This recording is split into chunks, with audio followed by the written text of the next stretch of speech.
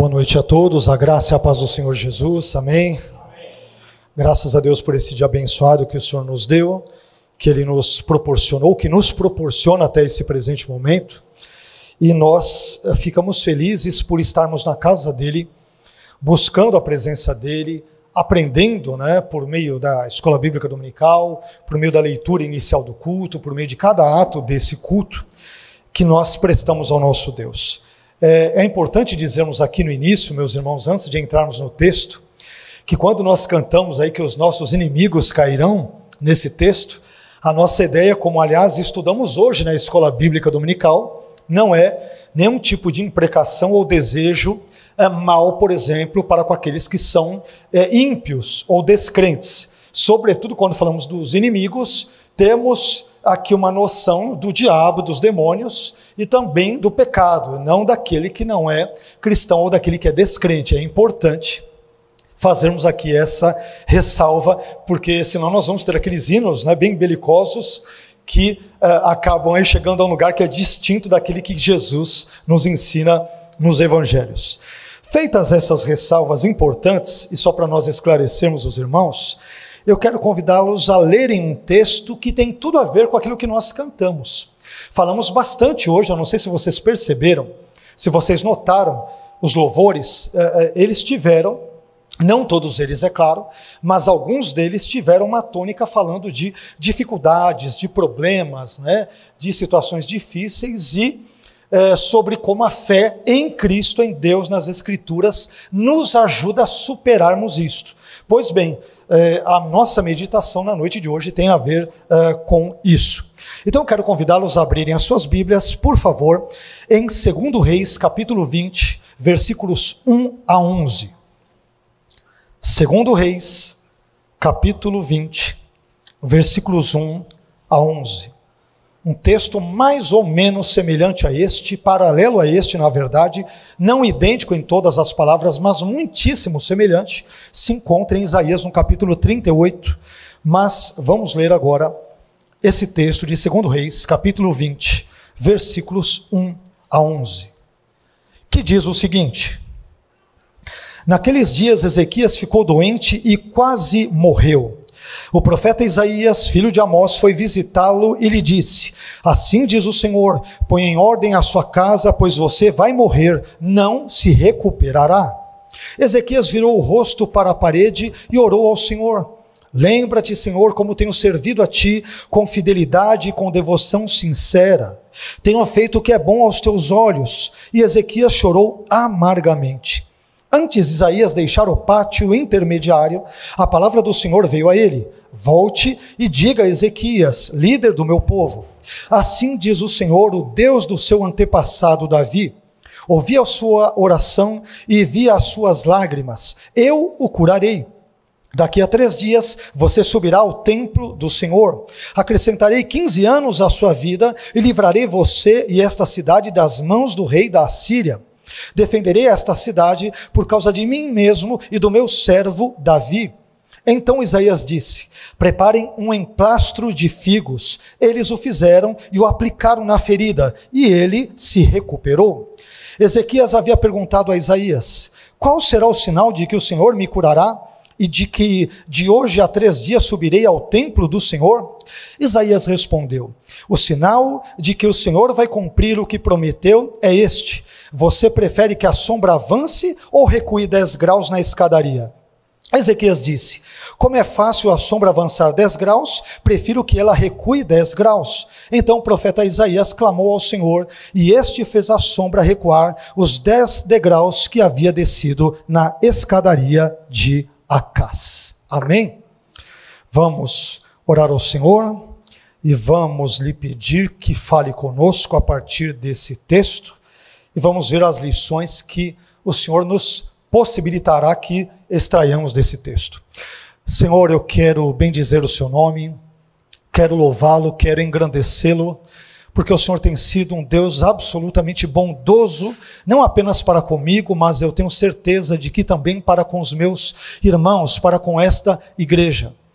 E nós te engrandecemos por isso, nós te louvamos, nós te adoramos, te glorificamos porque temos experimentado a sua bondade, a sua graça, a sua misericórdia, a sua benevolência para conosco, sem as quais nem sequer estaríamos hoje aqui vivos, ó Deus. Por isso, Senhor, nós queremos te pedir nesse momento em que acabamos de ler esse trecho relevante da sua palavra, te pedimos que o Senhor nos fale ao nosso coração, à nossa mente, aos nossos pensamentos, ao nosso ser, por meio desse texto, e ao fazê-lo que sejamos tocados, impactados, transformados, enfim, abençoados pelo Senhor e sobretudo por intermédio da exposição da sua palavra. Abençoe-nos neste momento, que os nossos pensamentos, que as nossas emoções, que a nossa atenção, que tudo aquilo que temos e somos, seja voltado para Ti, para a Sua palavra, para as Suas coisas e para as informações e ensinamentos preciosos que o Senhor irá compartilhar conosco a partir desse momento. É o que te pedimos, agradecidos em nome e para a glória do Senhor Jesus. Amém. Amém? Deus abençoe, meu irmão. Por gentileza, pode se assentar.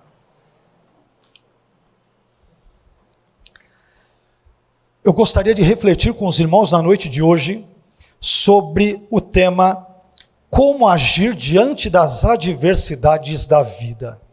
Esse será o tema da nossa reflexão. Como agir diante das adversidades da vida.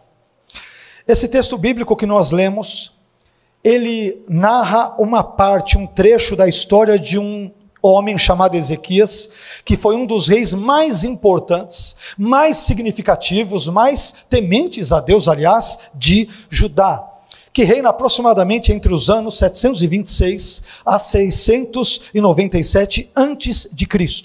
E esse trecho bíblico, meus irmãos, que lemos, relata um dos episódios mais dramáticos da vida do rei Ezequias, no qual ele, por exemplo, é acometido de uma grave doença que quase o leva à morte. Mas, ao mesmo tempo, esse texto também nos mostra o momento em que ele é restaurado à sua saúde, miraculosamente e graciosamente, por que não dizer, por intermédio do poder de Deus. Nessa história, nós podemos aprender com o rei Ezequias pelo menos 7 atitudes que devemos ter diante das adversidades da vida.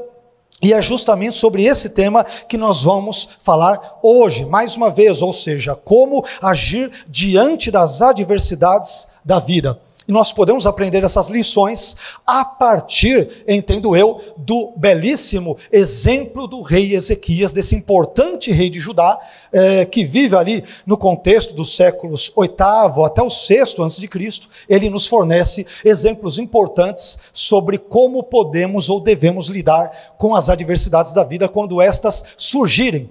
Afinal de contas, todos nós sabemos por experiência que é uma questão de tempo. Mais cedo ou mais tarde, as adversidades, os problemas, as dores, os sofrimentos, mais cedo ou mais tarde, virão ao nosso encalço, irão nos acometer. E esse texto nos ajuda, nos dá dicas, nos dá pistas sobre como podemos lidar com tais adversidades. E lendo esse texto, meu irmão, eu aprendo que a primeira atitude que devemos tomar diante das adversidades da vida é a seguinte: primeira atitude, diante das adversidades da vida, não devemos nos surpreender se os problemas aparecerem juntos e inesperadamente.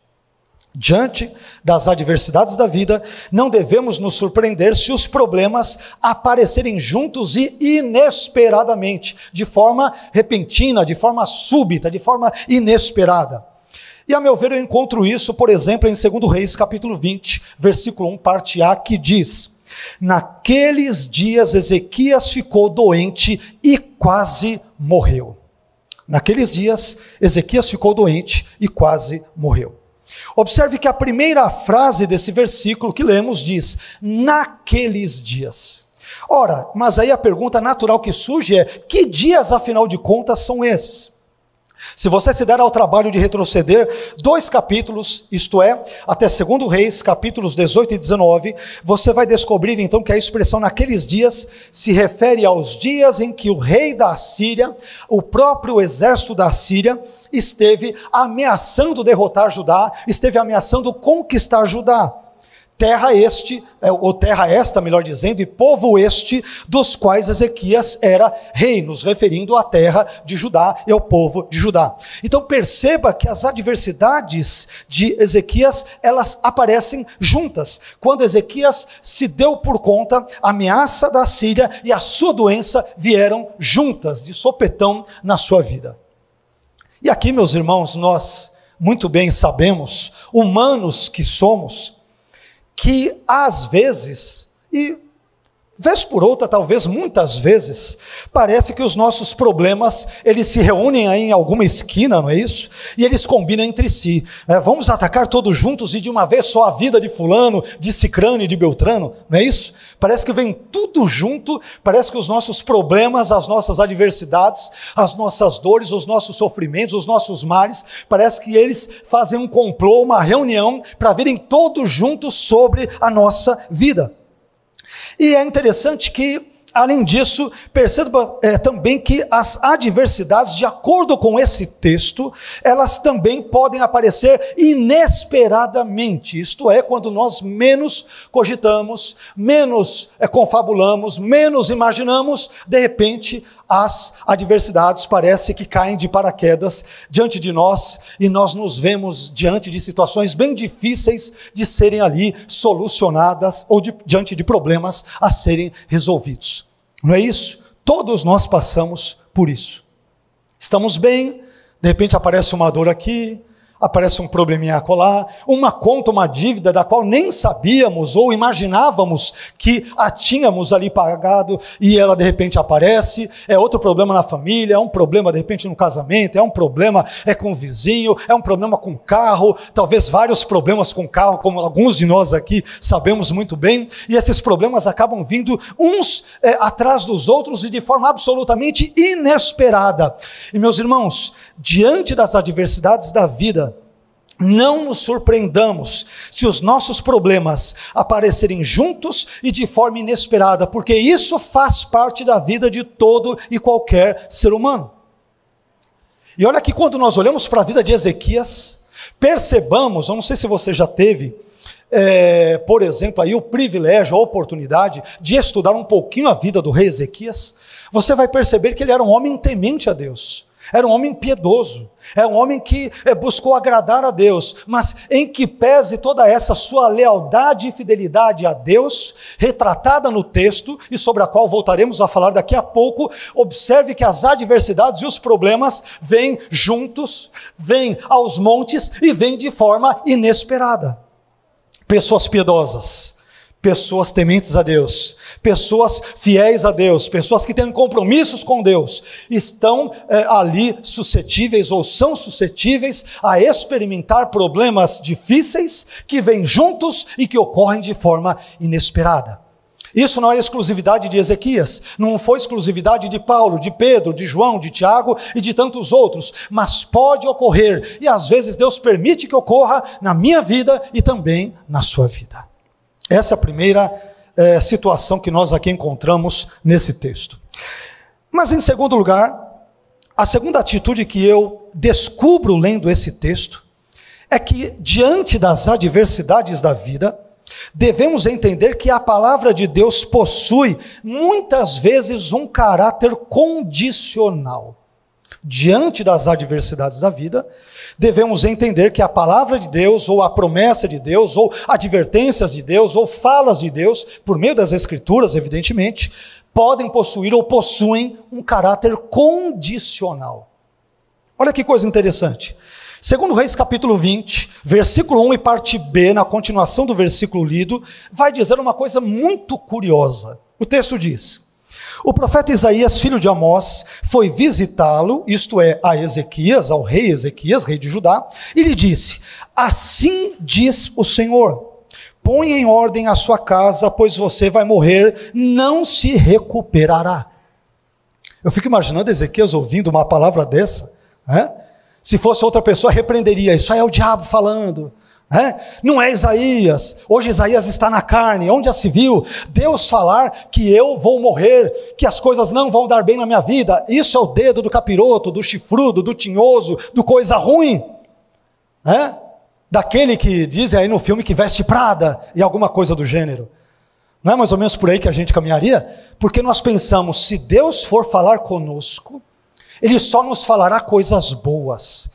Às vezes a gente aprende isso em certos lugares por aí, em alguns contextos da internet, alguns youtubers, alguns pregadores, alguns pastores, ver a chave da bênção, é a vitória, é a cura, as coisas vão melhorar, as coisas vão de bem a melhor, e aí de repente Deus chega e usa Isaías dizendo, o seu tempo findou-se, acabou, zefini, como diria o outro, acabou, não tem que ser feito. Meu irmão, observe que em um primeiro momento, observe que a situação do rei Ezequias parecia imutável, parecia incontornável, incorrigível e irreversível. Como acabamos de ver, certo dia Deus, por meio do profeta Isaías, chega para o rei Ezequias e diz para ele, Ezequias, se prepare porque chegou a sua hora. Os seus dias estão contados, o seu prazo de validade acabou, você vai morrer. E não foi o diabo quem lhe disse isso, não foi um demônio, foi o próprio Deus. E observe, disse isso para um homem piedoso. Não era um rei ímpio, era um rei piedoso, um homem de Deus, uma pessoa fiel, uma pessoa que tinha compromisso com Deus. Porém, nós acabamos de ler esse trecho da história de Ezequias, e portanto nós descobrimos que na verdade Ezequias não morreu, pelo menos não nesse contexto. Ele morrerá em outro contexto mais adiante na história bíblica, não agora e não dessa enfermidade. Ora, mas isso é muito intrigante, porque como é que nós podemos explicar isso? Será que Deus ele mudou de opinião? Ou em vez disso, Deus trouxe a Ezequias uma advertência, uma palavra que possuía, como nós adiantamos, um caráter condicional? Me parece que esta segunda opção, esta segunda hipótese, esta segunda alternativa é a que está presente nesse texto. Isso significa dizer, meus irmãos, que quando Deus falou para Ezequias, através do profeta Isaías, põe em ordem a sua casa, porque você vai morrer, você não irá se recuperar. Essa palavra deve ser entendida em termos condicionais e não em termos incondicionais. Em outras palavras, a julgar pelo contexto da passagem bíblica, Ezequias iria morrer naquele momento se, e apenas se, ele não tivesse a postura humilde que ele acabou tendo, que ele acabou adotando e que foi registrada no texto bíblico. Isso significa dizer que as muitas adversidades da vida são muitas vezes evitáveis. São evitáveis. Às vezes nós colhemos a ira de Deus ou o justo juízo de Deus porque não fomos humildes, porque fomos arrogantes, porque não nos arrependemos, porque Deus nos deu prazo mais do que suficiente e nós tripudiamos diante da graça dele, nós abusamos da graça dele, pensando que nas coisas de Deus tudo parece a casa da mãe Joana, as coisas de Deus ou o reino de Deus parece um território sem lei e assim por diante. Enfim, meus irmãos, diante das adversidades da vida, devemos entender que a palavra de Deus possui muitas vezes um caráter condicional. Deus diz a Ezequias que ele morrerá, mas nós compreendemos no contexto ora lido, nós lemos esse texto juntos, que ele morreria, entenda-se, caso não tivesse a postura humilde de arrependimento e de fidelidade, não buscasse a Deus nesse contexto imediato da presente passagem. Isso nos permite encaminhar a uma terceira atitude que é a seguinte, muito importante, muito óbvia, mas devemos falar o óbvio. E não apenas porque é óbvio, mas porque é bíblico. É muito importante. A terceira atitude é a seguinte: diante das adversidades da vida, a melhor reação é a oração. Até rimou para a gente gravar melhor, né? Diante das adversidades da vida, a melhor reação é a oração. Depois nós vamos ver outros textos bíblicos sobre isso, mas por ora, vamos ver como que Ezequias reage diante dessa profecia que parecia não vir de Deus, falando sobre a sua morte que se daria em breve. versículos 2 e 3. Segundo Reis, capítulo 20, versículos 2 e 3, que diz: Ezequias virou o rosto para a parede e orou ao Senhor. Qual é o conteúdo da oração dele? Esse conteúdo é dado brevemente. Lembra-te, Senhor, como tenho servido a ti com fidelidade e com devoção sincera. Tenho feito o que é bom aos teus olhos. E o final, e Ezequias chorou amargamente. Ele está dizendo: Senhor, eu sou uma pessoa piedosa, eu sou temente a ti, eu ajo de forma justa, eu sou uma pessoa devota, eu sou uma pessoa fiel, eu sirvo ao Senhor, eu vejo o Senhor como meu Deus, eu busco fazer as coisas todas corretas, busco ser um bom rei, um rei justo, uma pessoa correta, diante da sociedade, uma pessoa também honesta. E ele chora profundamente diante daquela duríssima palavra que recebera por parte do profeta Isaías. Meus irmãos, observemos que Ezequias, ao tomar conhecimento de que ele estava com seus dias contados, ele não tirou satisfações com o profeta Isaías. Ele não disse: profeta Isaías, escute aqui, veja se você interceda por mim. Ou ele não disse: essa profecia não é de Deus, porque o Deus que eu conheço, Yahvé, não profetiza a morte de ninguém. Ele só profetiza a vitória, a chave, a bênção, o aumento ali, né, do salário, o pix na conta. Esse é o Deus que eu conheço, esse Deus é um falso Deus. Ele não diz nada disso. Ele simplesmente ora ao Senhor e chora profundamente, porque ele leva a sério a palavra de Deus por intermédio do profeta Isaías. Mas eu quero chamar a sua atenção aqui, dentre outras coisas, para as quais poderíamos chamar a atenção dos irmãos, eu quero chamar a atenção de vocês para o seguinte: você sabe por que Ezequias não contou seus problemas para Isaías? Ele poderia chegar e: poxa, Isaías, já que você é um profeta do Altíssimo, interceda aí por mim, conversa lá com o Altíssimo, agiliza as coisas para o meu lado, me dá aí um bônus, uma vida extra, me ajuda aí, né? Mas ele não faz nada disso. E por que Ezequias não faz isso? Porque ele sabe que não é o profeta Isaías quem pode ajudá-lo, mas apenas Deus pode ajudá-lo. E é por isso que ele não ora a Isaías ou fala com Isaías, evidentemente, mas ele ora a Deus. E esse ponto é muito importante, sabe por quê? Porque às vezes, meus irmãos, nós enfrentamos determinados problemas na vida, determinadas adversidades na vida, determinadas derrotas na vida, por assim dizer, e em pouco tempo, curiosamente, toda a torcida do Corinthians já está sabendo de tudo que se passa na nossa vida, no nosso casamento, na nossa família, no nosso trabalho, em tudo que acontece na nossa vida e assim por diante. Mas nós aprendemos uma importante lição com a atitude de Ezequias aqui. Não gaste saliva com quem não pode te ajudar. Gaste saliva com Deus. Fale com Deus, ore a Deus, busque a presença do Senhor, porque Ele é poderoso para abençoar a sua vida, para restaurá-la, para transformá-la, para abençoar você e toda a sua existência em nome de Jesus. E isso que nós acabamos de falar, meus irmãos, encontra ressonância também em um importante texto bíblico do Novo Testamento, que é Tiago capítulo 5, versículo 13, parte A. Nesse texto, Tiago diz uma coisa muito simples, que é o que Ezequias faz nesse texto. Preste bem atenção que esse ensino que estamos falando, que diante das adversidades da vida, a melhor solução, a melhor reação a tomarmos, qual é? É a oração. Isso não é um ensino só de 2 Reis 20, é um ensino de Tiago, é um ensino bíblico.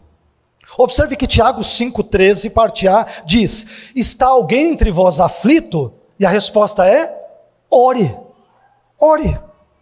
Ezequias estava aflito e orou. Jonas estava aflito no interior do grande peixe e também orou. Jesus estava aflito no Getsêmani e também orou. Meu irmão, se você estiver aflito, então ore, busque a Deus em oração, e Ele haverá de graciosa e bondosamente abençoar a sua vida, não porque eu e você mereçamos, mas porque Ele é gracioso, Ele é poderoso, Ele é generoso, Ele pode nos abençoar e transformar a nossa vida, como o fez na vida do rei Ezequias. E aqui outro ponto é importante, que foi, aliás, tratado na nossa aula aqui da Escola Bíblica Dominical. Se você não veio, perdeu as nossas aulas aqui, a série de exposições sobre o livro dos Salmos, dadas aqui pelo querido professor Rodrigo. Se você não veio, você perdeu, não foi abençoado com essa instrução. Porque na própria EBD foi tratado também desse assunto. Qual assunto? Eu aprendo nesse texto, com o rei Ezequias, que nós não devemos ter receio de expor diante de Deus as nossas angústias, as nossas dores, as nossas queixas, os nossos lamentos, as nossas dúvidas, os nossos problemas, enfim, tudo aquilo que nos aflige. Esse ponto é absolutamente importante. Nós temos que aprender no nosso relacionamento com Deus, sobretudo na nossa oração particular, no nosso quarto ali, trancados em casa e assim por diante. Nós temos que aprender nessa nossa comunhão diária com Deus a rasgarmos o nosso coração diante dele. A rasgarmos. Veja bem, em 1 Pedro 5,7, o apóstolo Pedro, ele vai dizer: lancem sobre ele toda a vossa ansiedade. Por que, Pedro? Porque ele tem cuidado de vocês. Poxa, pastor, está difícil, não estou aguentando a barra, está complicado, a vida, estou desempregado, os boletos continuam a chegar, e dá problema todo dia e toda hora, é problema financeiro, é problema na família, é problema psicológico, é problema com filho, é problema com pai, é problema com parente, é problema com todo mundo. Meu irmão, ore. Isso te angustia? Ore. Isso te atormenta? Ore. Isso tira o seu sossego? Ore. Isso tira a sua paz? Clame a Deus, ore a Deus, porque Ele é poderoso para ouvir as suas súplicas, assim como ouviu as súplicas de Ezequias. Observe que não é apenas Pedro que fala sobre isso. Em Filipenses 4:6, o apóstolo Paulo também nos dá a seguinte importante instrução, muito conhecida, mas é um texto que deveria ser um refrigério para a nossa alma. Paulo, em Filipenses 4:6, ele dá a seguinte instrução aos crentes ali da cidade, da igreja, ali do contexto de Filipos. Ele diz: não estejais inquietos por coisa alguma. Meu irmão, coisa alguma. Antes as vossas petições sejam em tudo conhecidas diante de Deus, pela oração e súplicas, com ação de graças. Meu irmão, o que te atormenta? O que tira o seu sono? O que faz você ficar confuso, às vezes desnorteado, e talvez até pensar em tirar a própria vida, em desistir da vida, de todas as coisas? O que te faz eventualmente andar ou mover nessa direção? Coloque diante de Deus. Diga para Ele: Senhor, eu não aguento mais esses pensamentos que me atormentam, estas situações que me afligem, esses tipos de problemas e situações que acabam chicoteando a minha vida, os meus pensamentos, a minha alma. Eu não consigo mais dormir, eu não tenho paz, eu não tenho sossego, eu não tenho tranquilidade. Meu irmão, ore a Deus, porque Ele pode ouvir a sua oração e Ele pode mudar a sua vida. Diante das adversidades da vida, a melhor reação é a oração. Ore, fale com Deus, converse com Ele, busque-o por meio das suas petições, das suas orações, do seu clamor, e Deus é poderoso para ouvir a sua voz, a minha, não porque mereçamos, mas porque Ele pode nos ouvir, e o poder está nele. Tudo é dele, por Ele e para Ele.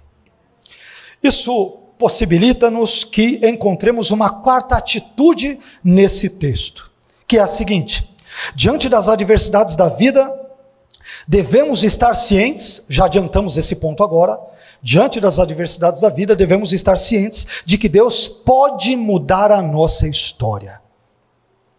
Esse ponto é extremamente importante, porque talvez entre nós, talvez depois alguém que assistirá esse vídeo, essa pregação, a pessoa sofreu tanto na vida, mas foi tanta paulada da vida, foi tanta dificuldade da vida, foi massacrada, que ela pode pensar que a sua situação não poderá mudar.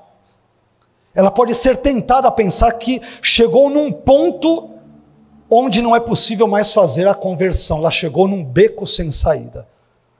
Porque convenhamos, a pessoa sofre de um determinado problema. Vai um mês, vai um ano, vai 2 anos, vai 5 anos, 10 anos. Ela fala: meu Deus, já era, eu vou morrer, e não vai resolver nada. Não é mesmo? A tendência é essa. Mas vejamos o que diz o texto. Segundo Reis capítulo 20, versículos 4 e 5. Lembram do que Deus dissera para o rei Ezequias? Coloca a sua casa em ordem, arruma tudo, deixa tudo bonitinho, para quem vai te suceder, dá tchau para a família e tudo, porque você vai morrer e você não vai sair dessa vivo. Mas nós descobrimos que essa fala de Deus era condicional. Ela era condicional. Por que eu sei que ela é condicional? Nós vamos aprender isso agora, vamos ver isso no texto agora, versículos 4 e 5. Olha como aquilo que Deus disse era condicional. Versículos 4 e 5.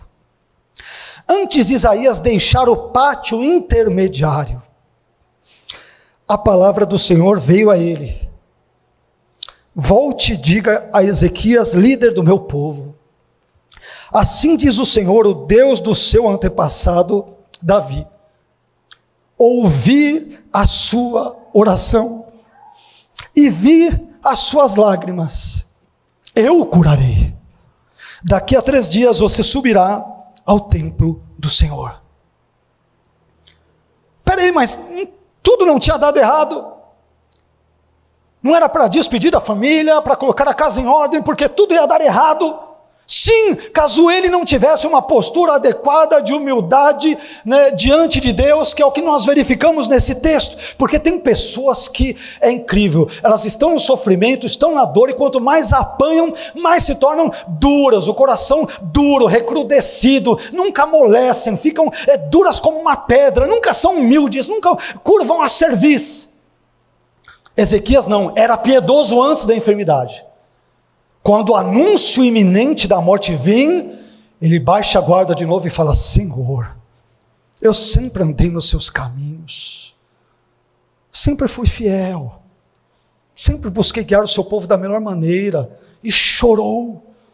Sabe por quê? Porque diante da iminência da morte, diante da iminência da tragédia, diante da iminência do desastre, nós seres humanos normalmente fazemos isto mesmo, nós choramos, porque somos frágeis, porque somos volúveis, porque não aguentamos o tranco, nós choramos, qualquer um de nós choraria diante disso. Perceba, meu irmão, que a situação do rei Ezequias era muito ruim. De um lado, ele estava sofrendo a ameaça da Assíria. A Síria vai entrar em Judá, vai acabar com tudo. Do outro lado, ele estava doente, e uma doença muito séria, a ponto de quase levá-lo à morte. E para concluir tudo isso, Deus envia o profeta, ele pensa que a notícia é boa, é Deus confirmando: você está doente, né? Você acha que essa doença vai te levar à morte? Vai mesmo, você vai morrer. Como que você vive diante disso? A Síria de um lado, a doença do outro, e o profeta cercando o triângulo ali, né? A Síria de um lado, a doença do outro, e do outro o profeta dizendo: você vai morrer. Eu só vim para confirmar, vai morrer mesmo. Meus irmãos, diante desse cenário desalentador, desanimador, desesperançoso e trágico, uma luz surge no fim do túnel. Ezequias, ele derrama o seu coração diante de Deus em oração, e por causa disso também, sobretudo porque Deus é gracioso, Deus, através do profeta Isaías, traz uma mensagem que mudaria a vida de Ezequias para sempre, completamente. E o Senhor lhe diz por meio de Isaías: ouvi a sua oração e vi as suas lágrimas, eu irei curá-lo. As coisas vão mudar para você, Ezequias. Você já parou para pensar nisso? 5 minutos atrás, se é que deu isso de tempo, estava tudo errado, já estava preparando ali o velório, as carpideiras, vamos escolher aí o túmulo, né? Porque já era, já vamos para a terra dos pés juntos, para baixo aí 7 palmos.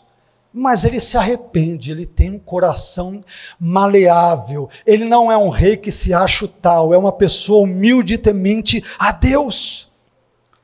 Meu irmão, sabe o que eu aprendo com isso? Eu aprendo com isso que não existem adversidades, não existem dores e não existem problemas, por maiores que possam ser, que sejam páreos para o nosso Deus. Deus, portanto, Ele pode mudar a nossa existência, Ele pode mudar a nossa história, Ele pode mudar a nossa vida, tal como Ele mudou a vida de Ezequias. Não somos melhores do que Ele, não somos piores do que Ele, somos tão pecadores quanto, mas o Deus que com graça e poder agiu na vida dele, também pode agir na minha e na sua vida. Diante das adversidades da vida, em suma, devemos estar cientes de que Deus pode mudar a nossa história. Meu irmão, com Deus, não apesar dele, com Deus, a minha e a sua vida podem ser mudadas. Só com Ele, aliás, ela pode ser mudada. Precisamos de Deus. Ele é poderoso para mudar a nossa vida, a nossa história. A mesma sentença de morte que Ele mesmo nos deu, caso não nos arrependêssemos, a julgar pelo contexto dessa passagem, Ele é poderoso para nos transformar e nos abençoar. Ele pode dar uma sentença de cura, de vitória, de bênção, não porque mereçamos, mas porque Ele é bom e porque a sua misericórdia dura para sempre. Amém. Quinta atitude. Em quinto lugar, diante das adversidades da vida, devemos estar conscientes de que Deus é a fonte da nossa vida e das nossas conquistas. Está tudo dando errado na vida? Esteja consciente de que Deus é a fonte da sua vida e de todas as suas e minhas eventuais conquistas. Ele é a fonte. Veja o que diz 2 Reis, capítulo 20, versículo 6. Para quem ia morrer, já estava com um decreto de morte ali, versículo 6. Acrescentarei 15 anos à sua vida. Deus gracioso é esse, né? E livrarei você e esta cidade das mãos do rei da Assíria. Defenderei esta cidade por causa de mim mesmo e do meu servo Davi. Estou cumprindo a promessa que eu dei, né, lá para Davi, lá atrás que eu falei para ele, eu estou cumprindo, porque Deus não é homem para que minta, não é filho do homem para que se arrependa, Ele não é mentiroso, Ele é verdadeiro, Ele é verossímil, Ele é veraz em tudo aquilo que Ele afirma, em tudo aquilo que Ele promete. Mas eu quero chamar a sua atenção para os verbos presentes nesse texto, né, no versículo 6. Acrescentarei, Deus falando, acrescentarei, livrarei, defenderei. Ô Ezequias, confia em mim. Eu é que vou fazer tudo. Eu acrescentarei anos à sua vida. Era para você descer à sepultura agora, mas porque você agiu com humildade, quebrantado diante de mim, não foi arrogante, não foi presunçoso, foi humilde, eu vou te dar 15 anos. Mas tem mais. Eu sei que você está muito preocupado com as ameaças do rei da Síria. Fique tranquilo, porque eu vou cuidar deles. Um anjo vem e mata milhares de soldados assírios. Um anjo vem e mata milhares deles. A preocupação de Ezequias diante de Deus não era nada. Porque Deus pode dar um basta àquilo que nos aflige. Ele pode mudar a nossa história. Ele pode nos abençoar. Ele pode nos transformar. Amém? Por isso, meu irmão, estejamos conscientes de que Deus é a fonte da nossa vida e das nossas conquistas. Isso é muito importante. É Deus quem acrescenta anos, acrescenta longevidade a Ezequias, não é ele mesmo. Ezequias não viveu mais porque tinha um bom plano de saúde, porque frequentava o sírio-libanês da Judeia da época, ou algo do gênero, porque tomava bons remédios, dava umas boas caminhadas no parque do Ibirapuera, da Judeia também, ou algo do gênero. Ele viveu mais porque Deus lhe deu vida. Ele conquistou a Síria porque Deus lhe deu vitória. Meus irmãos, nós temos que entender que Deus é o doador da vida. Ele nos trouxe à existência quando nós nem existíamos e nem imaginávamos ou cogitávamos existir. Ele pode tirar nossa vida quando quiser, pode acrescentar anos se quiser, Ele pode nos dar vitória se quiser. É Ele quem pode fazer tudo na minha e na sua vida. É Ele quem pode fazer isso. Ele e Ele. É Ele que diz: eu livrarei, eu defenderei, eu acrescentarei, Deus, entenda-se. É quem faria e quem fez tudo isso na vida de Ezequias. Nós precisamos de Deus, meus irmãos. Simplesmente dele. do poder dele, da graça dele, da palavra dele, das promessas dele, da correção dele, da exortação dele, dos milagres dele, de tudo aquilo que ele tem para a nossa vida, mas nós dependemos totalmente de Deus, totalmente de Deus. Isso nos permite irmos para a penúltima atitude presente nesse texto. São 7 atitudes, estamos indo para a 6ª e penúltima. Em 6º lugar, eu aprendo nesse texto que diante das adversidades da vida, não devemos desprezar o uso dos meios ordinários a fim de sermos abençoados. Esse ponto é importante. Não devemos, diante das adversidades da vida, desprezar os meios ordinários que Deus pode usar a fim de nos abençoar. Eu vou ler o texto e vou explicar, vocês vão entender. Versículo 7. 2 Reis, capítulo 20, versículo 7. Então, Isaías recebe um decreto ali de morte, ele se humilha, Deus condicionalmente vai, o abençoa, e agora nós temos a descrição do meio que Deus usa para abençoá-lo. Olha o meio. 2 Reis, capítulo 20, versículo 7. Então Isaías disse: preparem um emplastro de figos. Eles o fizeram e o aplicaram na ferida. O que acontece? E ele se recuperou. Deus age de formas estranhas, né? Poderia só enviar ali Isaías: meu servo, eis que te digo, seja curado. Acabou. Pronto, poderia. E aqui perceba o que eu vou te dizer, que é muito importante. Às vezes nós cristãos somos tentados a pensar, erroneamente, diga-se de passagem, que Deus, para abençoar a nossa vida, Ele se valerá sempre de meios extraordinários e sobrenaturais, tais como anjos, profecias, sonhos, revelações, visões, uma experiência aí de EQM, né, experiência de quase morte, quer dizer, alguma coisa espantosa, assustadora, sobrenatural. Eu tenho que ter anjo, tenho que ter uma visão do mundo espiritual, os céus têm que se abrir para eu saber que é Deus.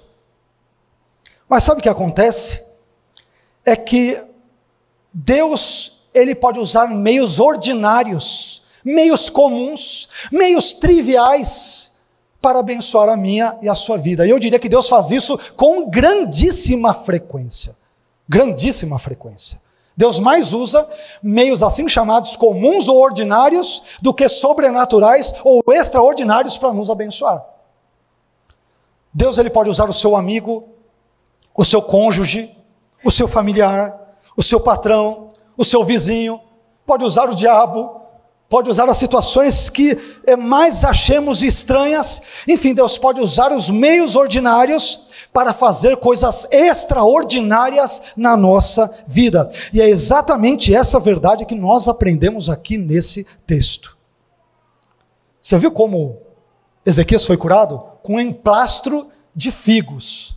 Um emplastro de figos. Às vezes nós queremos que Deus nos abençoe e nós queremos que Deus envie um terremoto. Senhor, ele tem que ser lá 6.7 na escala Richter para abalar os alicerces, que nem o Senhor fez lá com Paulo, lá em Atos 16, ali em Filipos. Eles estão louvando a Deus, estão louvando o Senhor, e o Senhor envia um terremoto. Eu só aceito o seu agir se o Senhor fizer coisas estupendas na minha vida, né? O Senhor tem que enviar um anjo, tem que enviar um profeta, tem que abrir os céus, eu tenho que ter uma teofania, eu tenho que ter uma experiência de quase morte, senão eu não vou acreditar que é o Senhor. Meu irmão,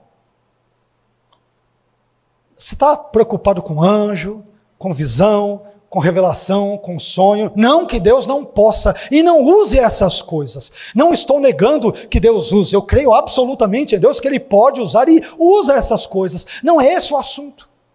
Mas nós podemos estar preocupados de forma tamanha com as intervenções divinas sobrenaturais,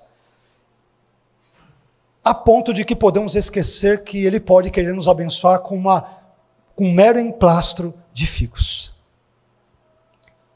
Deus pode nos abençoar e pode falar conosco por meio de um sorriso singelo de uma criança. Por meio de um cumprimento de alguém que simplesmente, poxa, essa noite aqui, pensei em você e tal, resolvi apenas mandar uma mensagem para saber se você está bem e se você está precisando de alguma coisa. poxa, aquela pessoa pensou em mim, se preocupou comigo, lembrou de mim.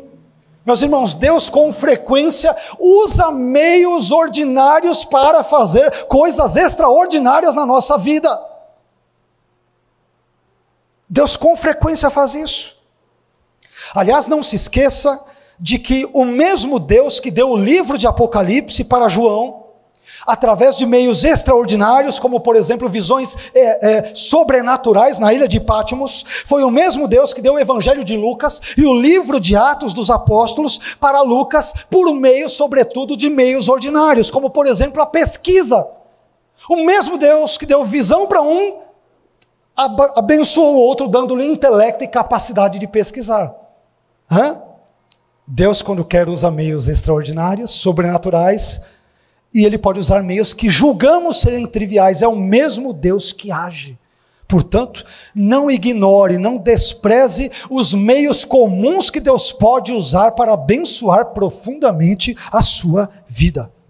Diante das adversidades da vida, não devemos desprezar o uso dos meios ordinários que podem ser usados por Deus a fim de sermos abençoados por Ele. Por fim, sétima e última atitude.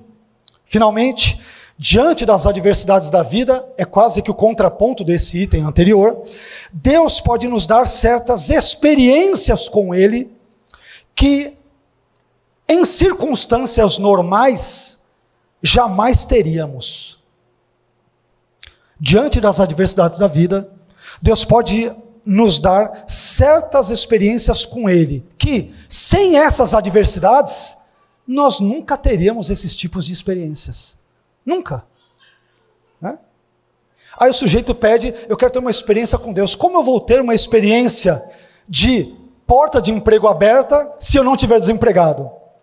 Como eu vou ter uma experiência de cura se eu não estiver doente? A gente quer ter experiência com Deus, mas não queremos ficar doentes, não queremos ficar desempregados, não queremos experimentar coisas negativas. E como vamos querer então ter experiências mais profundas com Deus? Agora, por favor, leia comigo, 2 Reis capítulo 20, versículos 8 a 11, estamos caminhando para o final. Ezequias havia perguntado a Isaías, versículo 8 a 11, qual será o sinal de que o Senhor me curará e de que de hoje a 3 dias subirei ao templo do Senhor? Deus prometeu, ele quis uma garantia, Versículo 9, Isaías respondeu, o sinal de que o Senhor vai cumprir o que prometeu é este. E ainda, olha como Deus é gracioso, pede para escolher. Ciente do que ele vai escolher, é óbvio, Você prefere que a sombra avance, o que é natural, ou recue 10 graus na escadaria? Antigamente os relógios eram solares. Existem, aliás, alguns relógios solares no Brasil, um ou outro em São Paulo, algumas regiões do Nordeste, são mais arcaicos, mas de acordo com a posição do sol, ele faz sombra nos ponteiros. Naquela época não tinha os ponteiros, então você tinha degraus, escadas ou outros marcadores que apontavam para o horário X aproximado do dia. Então, é natural que com o passar do tempo, o sol ali avance e a sombra, obviamente, siga a lógica. Então, Ezequias, que não é bobo nem nada, ele falou, não, eu quero saber se Deus está realmente nesse negócio na minha vida. Então ele diz, olha só, versículo 10. Ezequias disse, como é fácil a sombra avançar 10 graus, porque o relógio anda para frente, não anda para trás, não é o Michael Jackson.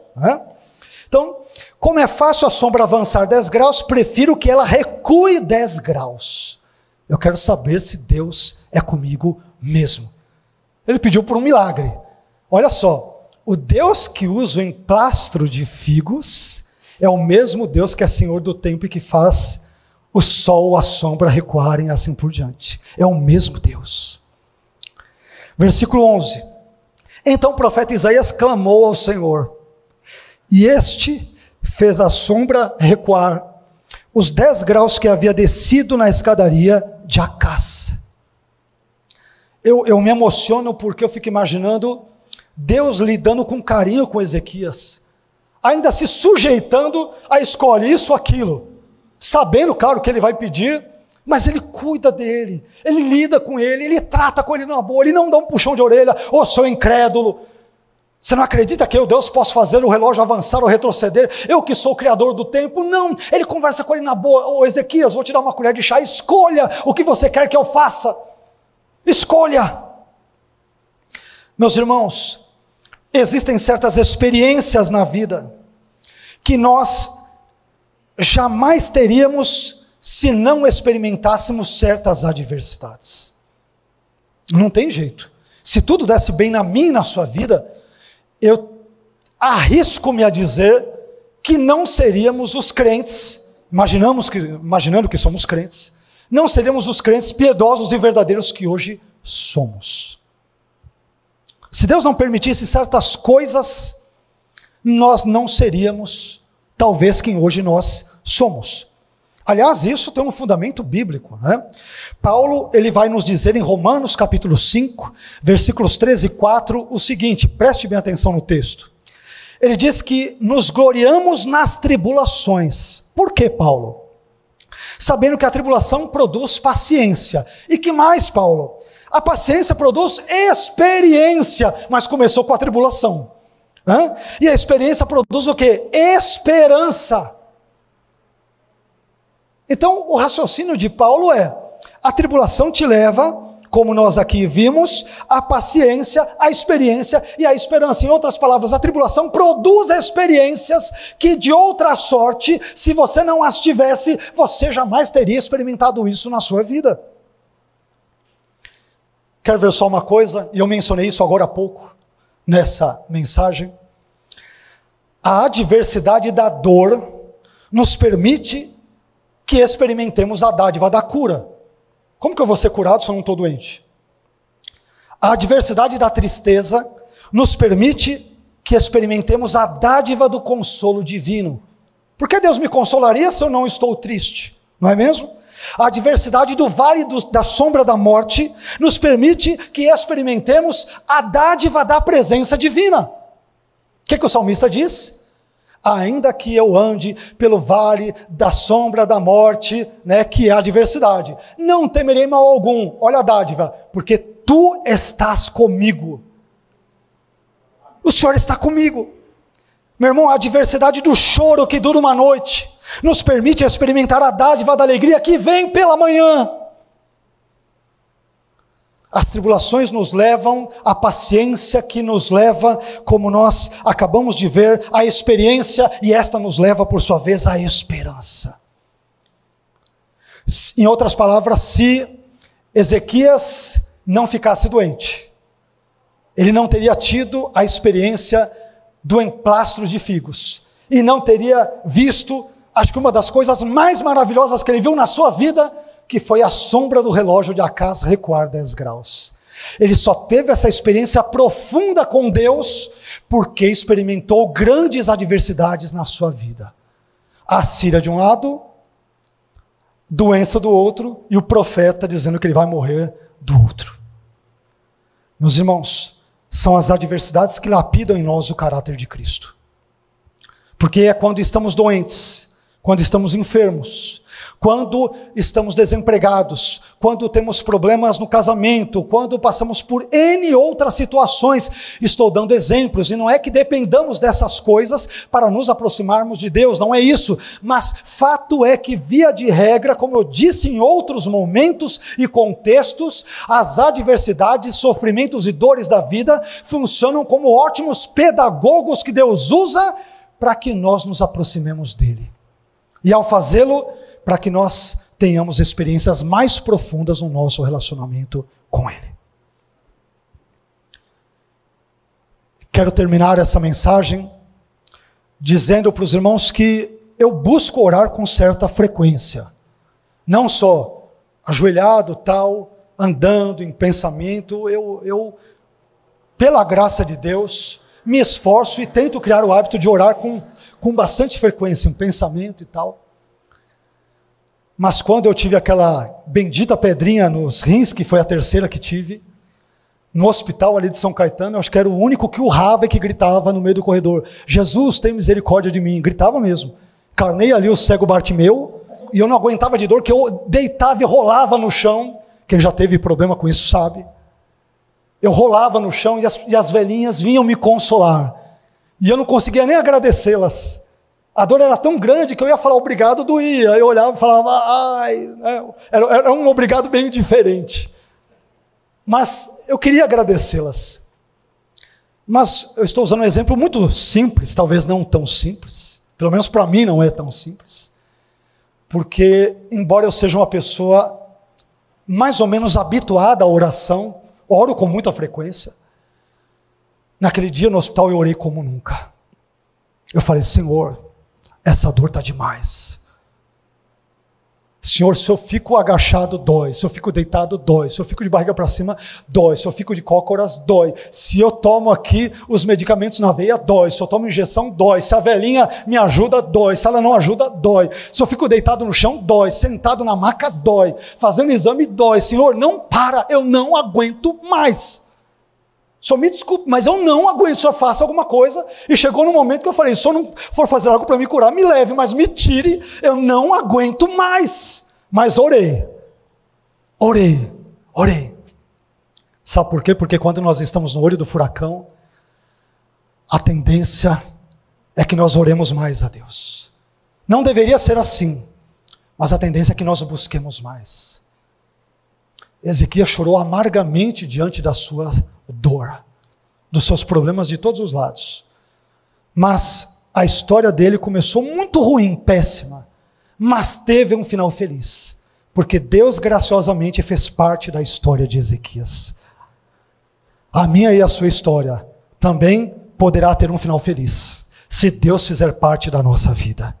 Se Deus fizer parte do seu casamento, da sua família, dos seus estudos, dos seus dilemas de vida, das suas angústias, da sua agenda, dos seus propósitos, Deus presente em nossas vidas, Ele pode transformar a nossa história, inicialmente triste e amarga, numa história feliz e abençoada, porque Ele, Deus, estará presente na nossa vida. Que Deus abençoe a sua vida com essa mensagem e que Ele continue a abençoá-lo e agir na sua vida e através da sua vida, em nome de Jesus. Amém? Vamos ficar em pé?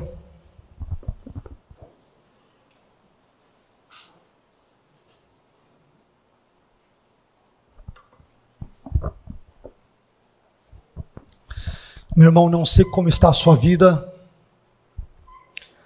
não sei quantos e quais são os seus problemas, todos nós os temos, alguns mais, outros menos, alguns problemas mais de ordem emocional, outros de ordem psicológica, familiar, conjugal, mas eu desconfio que, por sermos seres humanos, todos nós temos de alguma forma esses tipos de adversidades.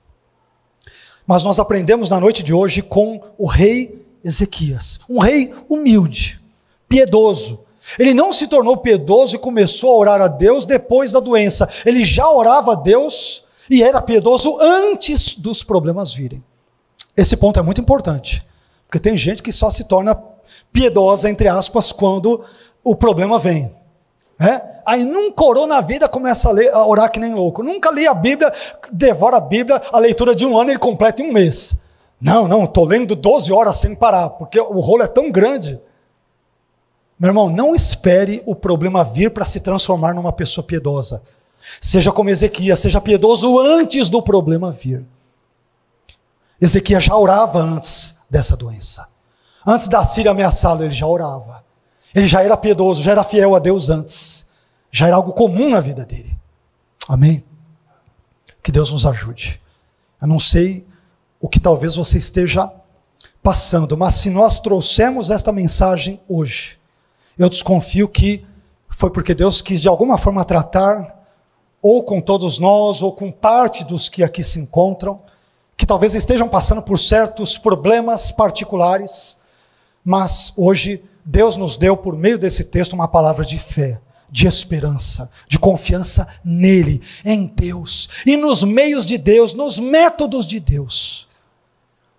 Meu irmão, Deus pode te abençoar não por meio de anjos, Ele pode usar o que Ele quiser, até demônios para nos abençoar, mas pode ser que Ele queira te abençoar por meio de um simples e singelo emplastro de figos.